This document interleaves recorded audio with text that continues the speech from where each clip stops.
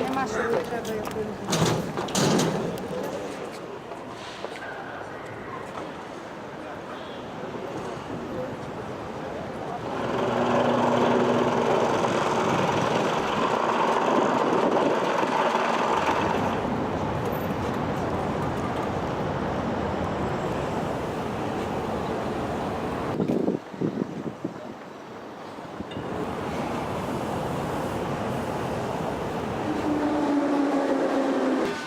Обережно, двері зачиняються.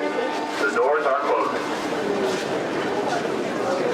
Щоб запобігти псуванню одягу та обладнання метрополітену,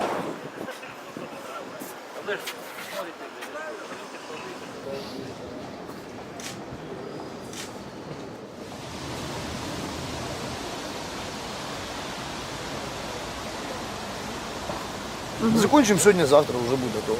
На сегодняшний момент работа закончена на 90%. Основные главные задачи по строительной части и по инженерным сетям мы уже выполнили. Остались работы по благоустройству территории и по завершающему этапу обустройства санитарных зон, туалетов и душевых кабинок.